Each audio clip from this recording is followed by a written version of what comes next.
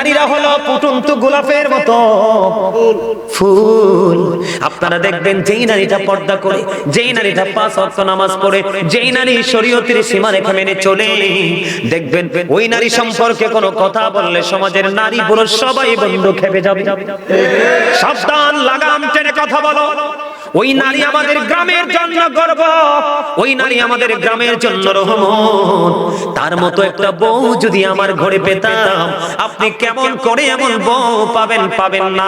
কারণ প্রত্যেকটা ঘরে ঘরে যদি নামাজি পর্দাশীল মেয়ে তৈরি করতে পারেন, প্রত্যেকটা ঘরে ঘরে অটোই পর্দাশীল বউ চলে আসবে। আপনার মেয়েকে পাঠান পেন্সিল শু পরে শপিং কমপ্লেক্সে, মেয়ের ক্ষেত্রে শপিং কমপ্লেক্স আর বউয়ের ক্ষেত্রে অত্যন্ত পর্দাশীল, তাহলে আপনি সঠিক বিবেচনা কম বাবা হতে পারেননি। কথা বলেন না কেন? আমি আমার মা বোনদের উদ্দেশ্যে বলবো, মা গো পর্দা করে চলো, পর্দা ছাড়া কোনো উপায় নেই। আমার বন্ধু হযরতে আব্দুল্লাহ আসতেছে নবীজির কদমে, মাইমুনা সহ বন্ধুরে আমার আরেকজন ছিলেন নবীজির দরবারে। যখন আব্দুল্লাহ আসতেছে তখন আমার নবীজি বললেন, তোমরা আত্মগোপন করো। খেয়াল করবেন হাদিস শরীফ, তোমরা কি করো? তার মানে তোমরা এখান থেকে প্রস্থান করো, চলে যাও। ইয়া রাসূলুল্লাহ, আব্দুল্লাহ আসতেছে, আব্দুল্লাহ তো অন্ধ। আমার নবীজি বলেছেন, আব্দুল্লাহ অন্ধ, জামাই হেঁটে যাচ্ছে, আপনি কলা পাতার পাক দিয়ে নতুন জামাইয়ের দিকে দৃষ্টি দিতে পারবেন না। কারণ বন্ধু আমি আগে বলেছি, সবকিছুই ওই চক্ষু থেকে। কথা বলেন না কেন? ফেসবুকে দেখবেন, গত পরশুদিন ফেসবুকে দেখলাম 3 বাচ্চার মা, স্বামী বিদেশে থাকে, এসআইর সাথে প্রেম করে 3-4 মা বিয়ে করে ফেলেছে। হ্যাঁ দেখেন, অথচ জামাই বিদেশে। কত স্বামীর কোটি কোটি টাকা নিয়ে অন্য পুরুষের গলায় ঝুলে, আজকে শুধু উকি আর ঝুঁকির কারণে। চোখটাকে যদি কন্ট্রোলে রাখতো তাহলে কিন্তু নারীরা কখনোই এমন ফাঁদে পড়তো না। বন্ধু আমার দিকে তাকান, আল্লাহর হাবিবকে যখন দেবর সম্পর্কে প্রশ্ন করা হলো, আমার নবীজি বলেছেন, একজন ভাবি তার দেবরের সাথে দেখা করার চাইতে মৃত্যু তার জন্য অনেক ভালো। নাউজুবিল্লাহ বলেন না। অন্য বেগানা পুরুষ তাকদরের কথা। আল্লাহ রাসূল নারীদেরকে সুরক্ষিত রাখার জন্য বলেছেন, যাদের স্বামী কাছে নেই, যাদের স্বামী বিদেশে আছে, অথচ স্ত্রী এই জেলায় আছে, স্বামী চাকরির কারণে, জীবন জীবিকার কারণে অন্য জেলায় আছে, আল্লাহর হাবিব জানিয়ে দিয়েছেন হাদিস শরীফ থেকে প্রমাণ। আল্লাহর হাবিব বলেছেন, তোমার স্বামী বাড়ি আসা না পর্যন্ত তুমি সুন্দর জামা পরিও না এবং সাজগোজ করিও না। তোমার যা কিছু শুধু একমাত্র তোমার স্বামীর জন্য, কারণ তোমার স্বামীর সন্তুষ্টিতেই তোমার জান্নাত। সুবহানাল্লাহ। বেপরদাশীল নারীরা রাতের অন্ধকারে স্বামী যখন তাকে বিছানায় ডাকে, অনেক সময় সে স্বামীর ডাকে সাড়া দেয় না। এটা আমার কথা নয়, হাদিস শরীফের কথা। বন্ধু আপনারা আমার দিকে তাকান, আল্লাহর হাবিব জানিয়ে দিয়েছেন, কোন নারীকে তার স্বামী সারাদিন পরিশ্রম করলো, জীবন জীবিকার তাগিদে তার জন্য, তার ফ্যামিলির জন্য ঘুরলো, রাতের অন্ধকারে সে যখন বিছানায় গেল, স্ত্রীকে আদর করে কাছে ডাকলো, স্ত্রী মুখটা ঘুরিয়ে অন্যদিকে চলে গেল, স্বামী কলিজাটা ফাইটা খান খান হয়ে গেল। আমার আল্লাহ সঙ্গে সঙ্গে লানতের ফেরেশতা ওই নারীর জন্য পৃথিবীর বুকে পাঠিয়ে দেয়। ওই যতক্ষণ না পর্যন্ত সকাল না হয়, ওই রাত্র থেকে ওই নারীটাকে শুধু ফেরেশতারা লানত দিতে থাকে, ওই নারীকে অভিশপ্ত বলে ঘোষিত করা হয়। জোরে জোরে নাউজুবিল্লাহ।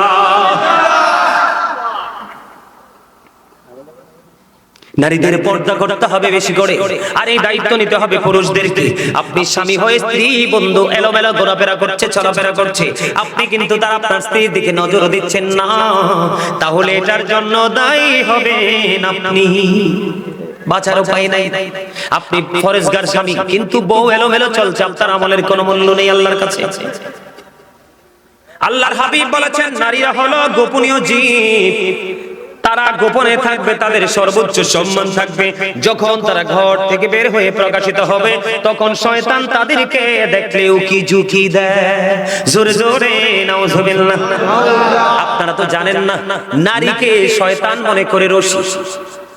কোন শয়তান যদি কোন পুরুষকে, চরিত্রবান পুরুষকে যদি গায়েল করতে চায়, কোন সুপুরুষের গায়ে যদি কলঙ্কের কালি লাগাইতে চায়, তখন শয়তান কোনোভাবে ফাঁদ ফেলতে পারে না।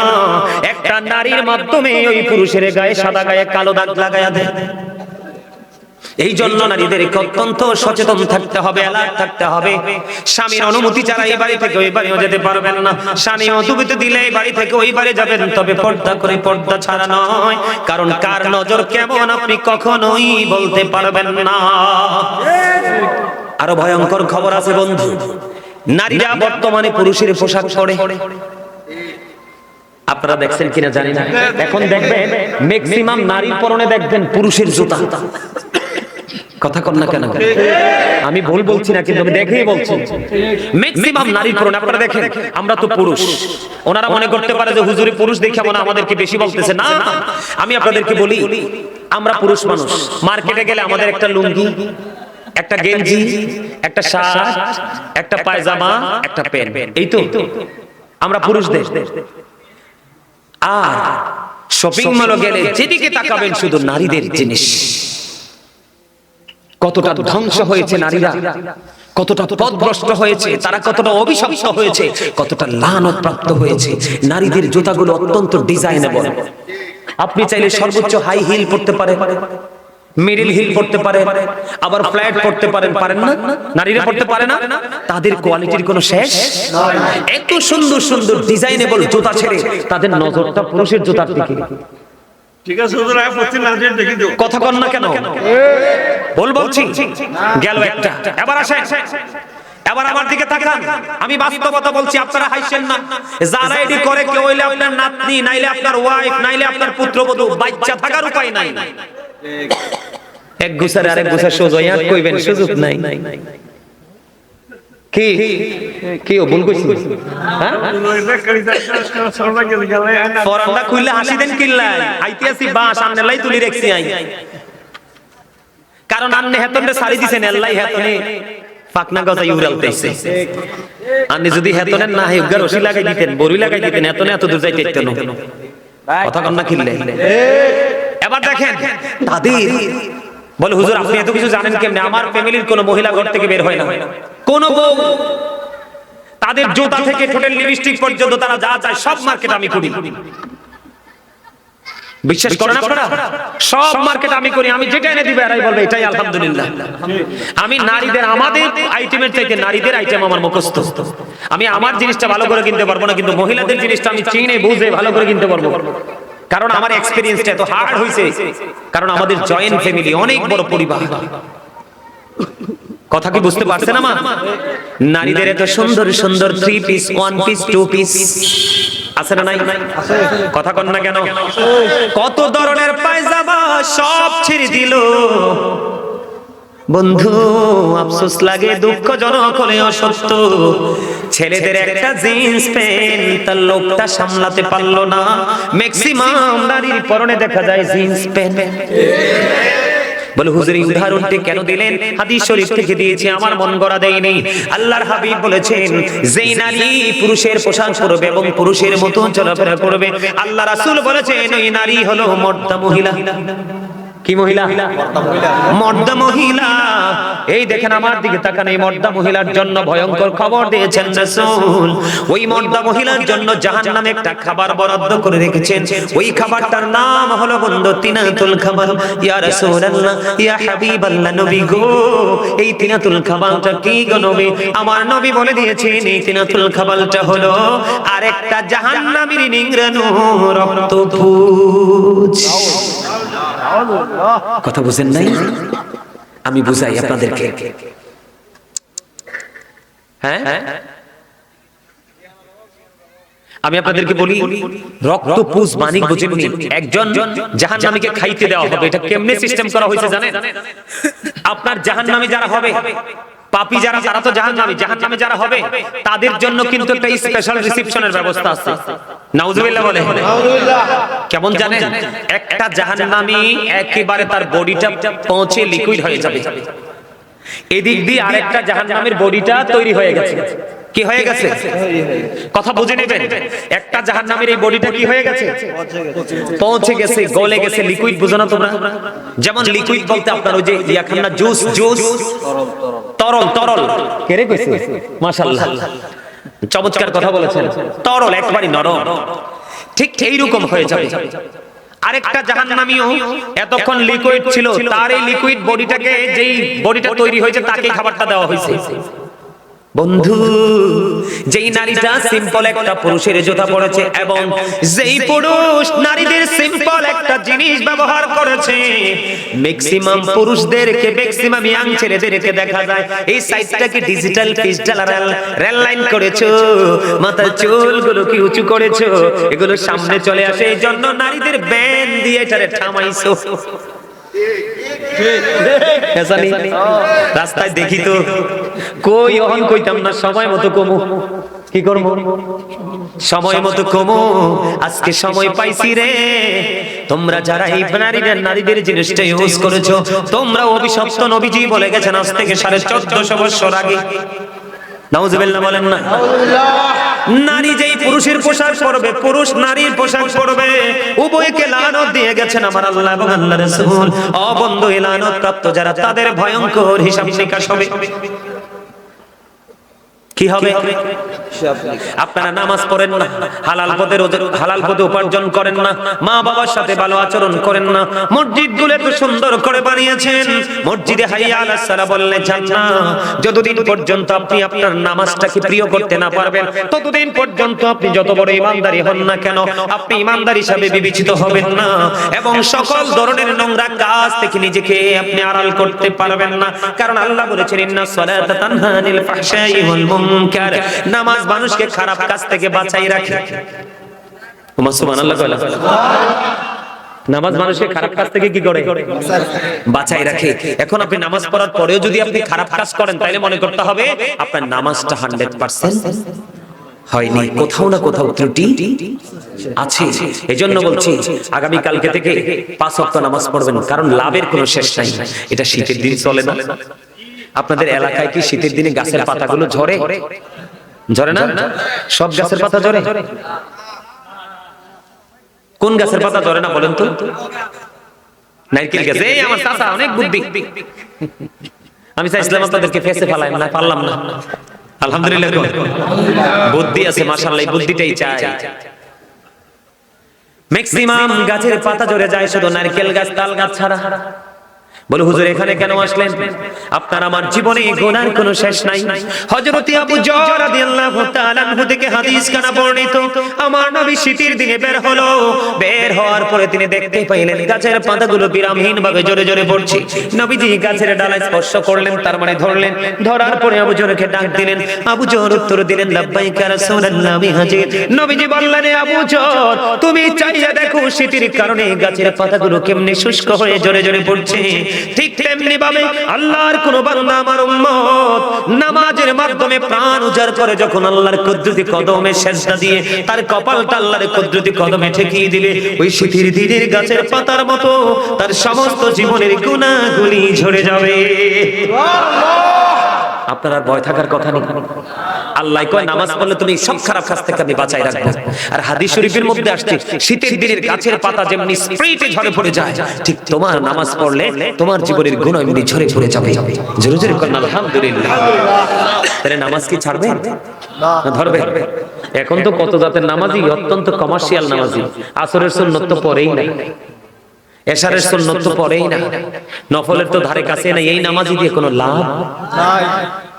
তাকওয়া নিয়ে পড়তে হবে, প্রেম নিয়ে পড়তে হবে, তাহলেই সফলতা সম্ভব। আর জোরে বলেন, তাহলেই কি সফলতা? আমার দিকে তাকান, নামাজ পড়তে হবে। নামাজ পড়লে পুরুষও পর্দা করতে পারবেন, নারীও পর্দা করতে পারবেন। আর আপনারা মহিলারা পর্দা করে যাবে, আপনারা আবার 3 রাস্তার মোড়ে দাঁড়াইয়ে এমনি চাইয়া থাকেন না। আল্লাহ রাসূল বলছে, তোমরা তোমাদের চক্ষুগুলোকে নিম্নগামী করে রাখো, নিচু করে রাখো। কি করে রাখো? আপনার চোখ দুইটা দিছে অকাজে ব্যবহারের জন্য না, এমনি চতুর্দিকে হাইয়া চাইয়েন না। হাঁটতে লাগলে মাথা নিচু করে হাঁটবেন। কথা কি বুঝতে পারছেন? আপনি যখন নামাজ পড়বেন, নামাজ পড়ার কারণে আপনার মধ্যে সব ধরনের পবিত্রতা চলে আসবে, অপবিত্রতা দূর হয়ে যাবে। আলহামদুলিল্লাহ বলেন।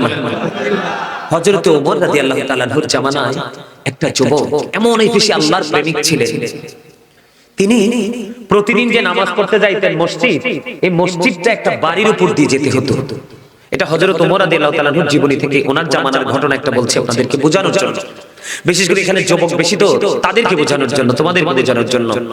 তো এখন তো ছেলেটা যে প্রতিদিন নামাজে যায়, বিশেষ করে এশারের নামাজের সময় তো অন্ধকার হয়ে যায় না, তো একটা মেয়ে আছে অপূর্ব সুন্দরী, এই মেয়েটা সব সময় ছেলেটাকে দেখলে তার মনের প্রেম আকাঙ্ক্ষাটা ছেলেটাকে বিভিন্ন ভাবে বোঝায়, কিন্তু ছেলেটা এত বেশি আল্লাহ প্রেমী যে একদিন হিসাব দিতে হবে ভয় করে মেয়েটার দিকে সে তাকায়ও না।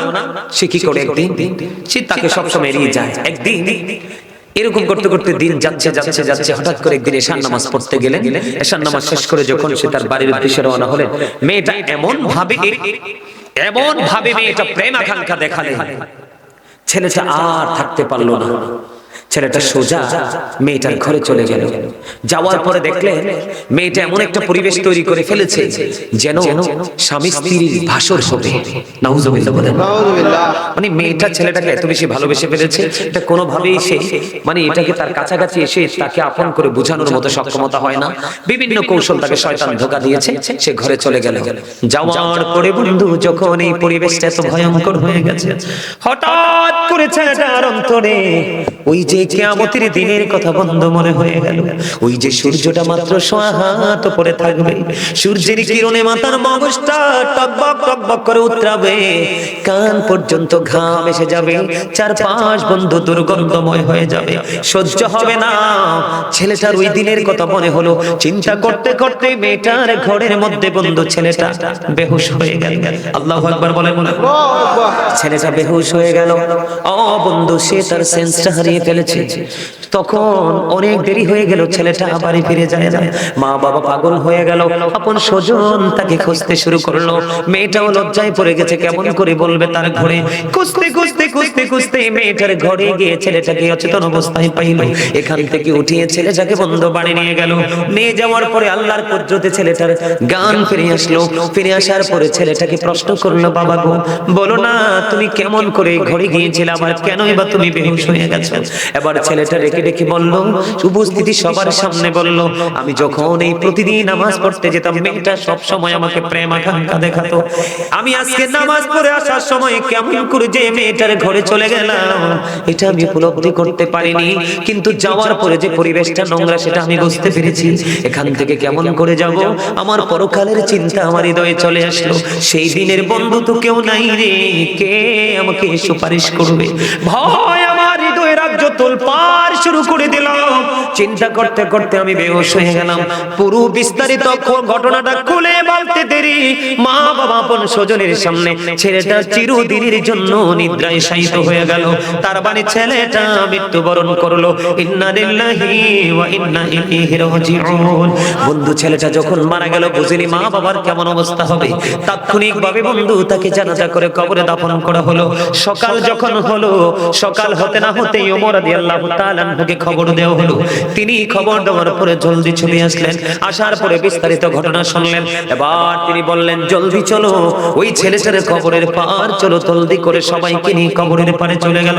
কবরের পারে চলে যাওয়ার পরে হযরত ওমর ওই ছেলেটার জন্য দোয়া করে দিলেন, এবং তিনি ওই কবরের পারে দাঁড়িয়ে দাঁড়িয়ে সবাইকে বলতেছেন, যে পাপ করতে গিয়ে, অপরাধ করতে গিয়ে কাল কিয়ামতে হিসাব দিতে হবে, চিন্তা করে সে পাপ থেকে দূরে আসতে পারে, ওই ব্যক্তির জন্য আল্লাহ রাব্বুল আলামিন তার কবরে যাইতে দেরি তার জন্য 2টা জান্নাত বরাদ্দ করে দেয়।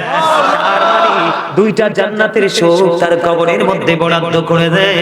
হযরত ওমর এই কথা বলতে দেরি রে, সঙ্গে সঙ্গে ওই যুবকের কবর থেকে আওয়াজ আসলো, হ্যাঁ হযরত ওমর, আপনি যা বলেছেন সব সত্য গো, আমাকে কবরে রাখতে দেরি গো, আমার কবরের মধ্যে 2টা জান্নাতের সুখ আমি পেয়ে গেছি। নামাজ মানুষকে এইরকম চরিত্রবান বানায়। তোমাদেরকে বোঝানোর জন্য আমি কথাগুলো বলছি, একটু বুঝে নিতে হবে। সর্বশেষ আলোচনা আর করবো না, অনেক সময় হয়ে গেছে। ভাবছিলাম মাত্র 30 মিনিট আলোচনা করব। কত মিনিট? মাত্র 30 মিনিট, এখন 2 ঘন্টা হইবে একটু পরে। আমার দিকে তাকান, আমি আপনাদেরকে কি বলি, এই যে যতগুলো কথা বললাম আমলের জন্য বললাম না, এগুলো বাস্তবে বাস্তবায়ন করার জন্য বললাম না, কথা বললাম না। সম্মানিত উপস্থিতি, মনে রাখবেন ওই যে দেহ এবং রূহের কথা বলেছিলাম, মনে আছে নি? কথা কর না কেন? আমি কিন্তু ওই যে দেহ থেকে আত্মাটা আলাদা হলেই মৃত্যু বলে বিবেচিত হবে, এখানে এসেই কিন্তু আমি অন্যদিকে ঘুরে গেছিলাম, মনে আছে? এখন দেহ থেকে যখন আত্মাটা আলাদা হয়ে যাবে, আপনাকে আমাকে মৃত বলে ঘোষণা করা হবে, তখন আপনাকে আমাকে কোথায় নিয়ে যাওয়া হবে? কবরে। কোথায়? আপনাদের যার যার পছন্দের গোরস্থান আছে, সেই গোরস্থানে নিয়ে যাওয়া হবে, তাই না? বন্ধুরে আমার, ওই গোরস্থান সম্পর্কে নবীজি বলে দিয়েছেন, আল কবরু রাওজাতুম মির রিয়াদিল জান্নাতি আও হুফরাতুম মিন হুফারিন নার। আল্লাহর হাবিব বলে দিয়েছেন, কবরটা দুইটা রূপে রূপান্তরিত হবে। কয়টা? কথা বলেন না, কয়টা? দুইটা রূপে রূপান্তরিত হবে কবর। বলে হুজুর কেমনে বলেন না? একটা হবে জান্নাতের বাগান, আর একটা হবে জাহান্নামের গর্ত। আজকে যারা জান্নাতের বাগান এসেছেন, আলোচনা শুনেছেন, আগামী কাল থেকে আপনারা যদি মনে মনে সিদ্ধান্তটাকে পাল্টাতে পারেন যে এতদিন একজন মানুষ ছিলাম, কি ছিলাম? এতদিন একজন মানুষ ছিলাম, আজকে গাজী সুলাইমানের আলোচনা শুনলাম, আরেকটা মানুষ হিসেবে নিজেকে রূপান্তরিত করলাম। ওয়াল্লাহি আল্লাহর কসম করে বলছি রে, আপনার জীবনের সব গুনাহ মালিক ক্ষমা করে দিবে। কারণ আল্লাহ চায় না একটা বান্দা জাহান্নামে যাক। বান্দা শুধু নিজের পায়ে নিজে কোরআন মেরে জাহান্নামে যাবে। কোরআন শরীফের সূরা ইউনূসের 44 নম্বর আয়াতে আল্লাহ বলেছেন, ইন্নাল্লাহা লা ইয়াযলিমুন নাসা শাইয়্যান ওয়ালাকিন্নান নাসা আনফুসাহুম ইয়াযলিমুন। আল্লাহ বলে দিয়েছেন, আল্লাহ আল্লাহর দাসের উপর অত্যাচার করে না, বান্দার উপর অত্যাচার করে না, বান্দা নিজের উপর অত্যাচার করে। কি তারা কিতা কইছেন চিনেন নি? তারা সুবহানাল্লাহ কইছেন। কই যাইতে মাই? সিটাঙ্গের মানুষ তো একটি, এই জায়গার মানুষ এত দুর্বল কেন? আই কইতে পারেন না। আরেকবার আইলে যখন দেখি আমরা সব একটি, ইনশাআল্লাহ। ওমা আমি নত কইতে পারেন না, জোরে কর না আমি, আরো জোরে, আরো জোরে। সেতাইলে নাইলে দুর্বল হইতে। ঠান্ডায় উদাই গেছে, দাদাই কইছে বাইনতো দান, বাইনতে আছে ও দাদা, ঠিক কি না? হ্যাঁ, দেহি গালি বাড়াই বানে চালতো হয় না, তো কিল্লাই ধরে দেহ উদা, ঠিক না বেটি? কি মনে করছেন? যখন তোমার কেউ ছিল না তখন ছিলাম আমি, এখন তোমার সব হয়েছে, পর হয়েছে আমি। যখন তোমার কেউ রবে না, রব শুধু আমি। আমার কাছে আসতে হবে, মনে রেখো তুমি। তোরা চাসনি কিছু, তোরা চাসনি কিছু কারো কাছে খোদার মদদ ছাড়া। অন্যের উপর ভরসা ছেড়ে নিজের পায়ে দাঁড়া। বুঝেন নাই কিচ্ছু, আগাও বুঝেন নাই, গোড়াও বুঝেন নাই। আপনি কি অন্যের আলগা পাও লাগায় হাঁটতে দৌড়তে পছন্দ করেন না, নিজেরটা দিয়ে? তার মানে বুঝাইছি, আপনার নিজের আমল নিজে করে কবরে যাইতে হবে। আপনি চলে যাওয়ার পরে হাদিয়া পাঠাবে না, কইব কবরে বার যাইতাম না, বেদা। কি মূর্খ মৌলবী সংখ্যা বাড়িতেছে না? কব যাইছ না কবরে বার, কিল্লে যাবি দে, বেদা। নাউজুবিল্লাহ। আরে জোরে আল্লাহর প্রতি শহীদ যারা, উচ্চ তাদের শান, মহান খোদা করেন তাদের এমন জীবন দান। রূহ তাদের বানাইয়া সবুজ বরণ পাখি, জান্নাতুল ফিরদাউস বিছিয়ে দেন যতনে রাখি। সদাই থাকি খাই তাহারা জান্নাতি ফলমূল, উড়ে বেড়ায় রয় হামেশা খুশিতে মশগুল। সুবহানাল্লাহ, মারহাবা কর না। আরে আরে জোরে। কি মনে করছে? আজকে মানুষ দিন থেকে, আমল থেকে, সুন্নাহ থেকে দূরে, তার কারণ মানুষ অনেক বেশি পৃথিবী লোভী। সূরা আলে ইমরানের 185 নম্বর আয়াতের শেষ অংশে আল্লাহ বলেছেন, আমাল হায়াতুদ দুনিয়া ইল্লা মাতাউল গুরুর। এই দুনিয়ার জীবনে, পৃথিবীর জীবন একটা ধোঁকা, প্রতারণা। বলছে কে? আল্লাহ। এই ধোঁকার মধ্যে থাইকা ধন দৌলত জোগাইয়া রাখতে যাবেন সন্তানের জন্য। কোরআন শরীফের 19 পারা খোলেন, সূরা শুআরা 88 নম্বর আয়াতে আল্লাহ বলেছেন, ইয়াউমা লা ইয়ানফাউ মালু ওয়ালা বানুন। ধন সম্পদ, সন্তান সন্ততি কিচ্ছু কাজে লাগবে না। কার জন্য করছেন? কার জন্য করছেন বলেন? আমরা নির্বোধ, আমরা কোনো চিন্তা নেই, এইজন্য আমরা এই কাজগুলো করছি। এই আল্লাহ বলেছেন, আল্লাহ আল্লাহর বান্দার উপর জুলুম করে না, বান্দা নিজের উপর জুলুম করে। আল্লাহ যারা জুলুম করে, আল্লাহ বলেছেন, আল্লাহু লা ইউহিব্বুজ জালিমিন। আল্লাহ জালিমদেরকে পছন্দ করেন না। ওমালিজ জালিমিন মিন আনসার। যখন তারা বিপদে পড়বে, আল্লাহ তাদের জন্য কোনো সাহায্যকারীও রাখে না, তাদের কোনো হেল্প করার কেউ থাকে না। এই আলোচনা শেষ, আমার দিকে তাকান। যাবেন কোথায়? কবরে। আমরা যাব কোথায়? আল্লাহ কয় হিসাব করে আইসো কবরে। কি করে? হিসাব করে আইসো কবরে। দুনিয়াতে তো টেলিফোন দিয়া, মামা দিয়া, টাকা দিয়া, বিড়ি দিয়া, সিগারেট দিয়া, 500 টাকা দিয়া হাতে পায়ে ধরে রাস্তা একটা যদি বন্ধ হয় আরেকটা বের করতে পারো না? আবার লুকাইতেও পারো অপরাধ করার পরে, পারো না? কোরআন শরীফের 30 পারা সূরা ইনফিতরের মধ্যে আল্লাহ বলেছেন, ওয়া ইদাল কুবুরু বুসিরাত আলিমাত নাফসুম মা কদ্দামাত ওয়া আখরাত। জোরে জোরে আল্লাহু আকবার। আল্লাহ কি কইছে বুঝছেন নি? আল্লাহ কইছে কবরটা যখন উন্মোচিত হয়ে যাবে, ওপেন হয়ে যাবে, আপনি আমি আমরা প্রত্যেকেই তোমরা দেখতে পারবে, জানতে পারবে কে কি করেছো আর কি করনি। বাসার উপায় আসেনি? কথা কন না কেন? বাসার উপায় আসেনি? ওপেন থাকবে, চোখের সামনে থাকবে। কারণ আপনারা তো দোকানের সামনে সিসি ক্যামেরা লাগাইলে, শপিং মলে লাগাইলে, শহরে লাগাইলে ভয় ভয়, কিন্তু চিরস্থায়ী দুইটা সিসি ক্যামেরা যে আপনার সাথে আছে এটার খবর কিন্তু আই গজল টজল গাইতে নয়। I am really sorry. ওয়াজ করে লই আগে কিতারে এখন প্রেমের মানুষ নাই, শেষের দিকে গাইলে হবে কি কোন? আরে নাই নিয়ে একটাও দেখি না প্রেমের মানুষ। শুক্রবারে দিন জুমার আগে নিয়ে যায় সুন্নাত পড়েও নফল পড়ে না। খুতবা দেওয়ার সময় মনে হয় যে যুদ্ধ শুরু হয়েছে, কার আগে কে যাবে, প্রস্তাব করে পানিও খরচ করে না। ইমাম সাহেব খুতবাটা হাতে নিয়ে যখন শুরু করবে, আলহামদুলিল্লাহ আলহামদুলিল্লাহ নাহমাদুহু ওয়া নাস্তাঈনুহু ওয়া নাস্তাগফিরুহু, এবার দেখবেন লেন্টি ফলায় দৌড় দেয়। কথা কন না কেন? আমাদের একটু রাগ রাগ লাগে আমার কাছে। হাসি দেন, হাসি দেন। কি ওই তো হাসি দিছে, মারহাবা কন। আরো জোরে ওয়াজও শুনবো, ওয়াজও করব, আমরা মজাও করব, যেন আমাদের মধ্যে কোনো ক্লান্তি না আসে। কারণ ক্লান্তি আসলেই তো ওয়াজের মজা শেষ। কথা কি বুঝে আসে? আপনাদের খতিব সাহেব আমার সামনে আছে, যদি আমি চলে যাই ওনাকে স্পেসিফিক ভাবে প্রশ্ন করবেন, আপনারা যখন খুতবা দেওয়ার সময় মসজিদে যান আপনারা কপালটা তখন পোড়াইয়া যান। বলে কেন? ইমাম সাহেব যখন খুতবা দেওয়ার জন্য দাঁড়িয়ে যায়, প্রতিদিন যে প্রত্যেকটা জুমার দিনে যে মুসল্লিগুলো আছে 1-2 করে রোল নাম্বার অনুযায়ী কিন্তু একটা নোটবুক, একটা এন্ট্রি করা হয় ফেরেশতাদেরকে দিয়ে আল্লাহ এন্ট্রিটা করান প্রত্যেক জুমার দিনে। কারণ এটা একটা বান্দাদের জন্য জুমার দিনটা সাইয়্যিদুল আইয়াম, শ্রেষ্ঠ দিন।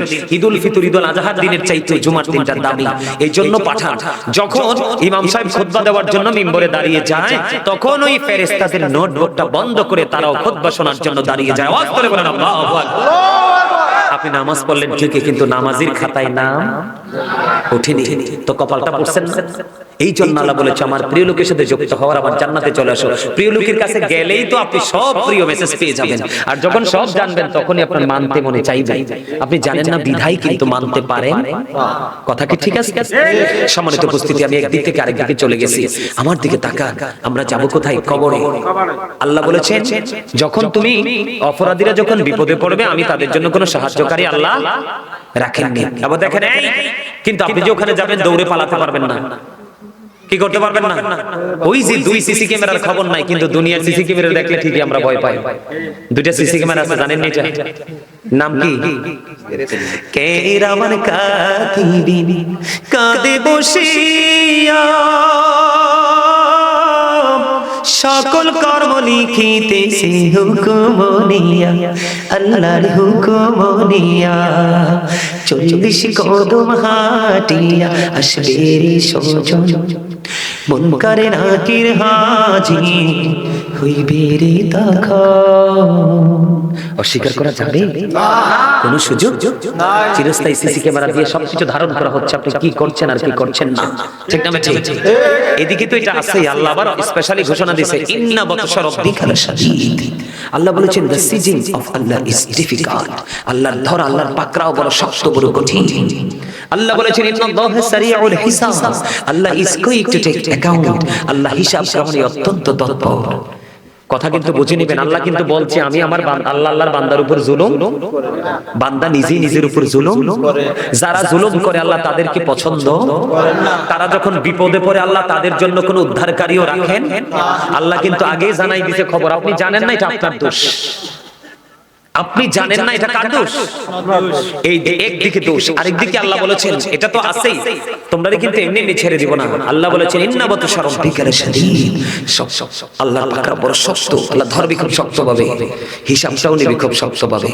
দুঃখ জনখলিও বন্ধু সত্য রে, ওই যে পর্দাশীল বেপর্দাশীল পুরুষ এবং নারী, বেনামাজি, অন্যায় অপরাধ করনেওয়ালা বান্দা বান্দিগুলো সবগুলো মিলে তারা পাপী হয়ে গেল। ও বন্ধু, তাদের জন্য কত ভয়ঙ্কর খবর দেখেন। এই জাহান্নামীদের জন্য সবচেয়ে কম আযাব হলো তার পায়ের মধ্যে আগুনের এক জোড়া জুতা বানাই দেওয়া, পরাইয়া দেওয়া হবে। নাউযুবিল্লাহ, যেরকম নাউযুবিল্লাহ। আগুনের জুতা পরতে পারবেন না, পৃথিবীর আগুনের মতো নয় রে।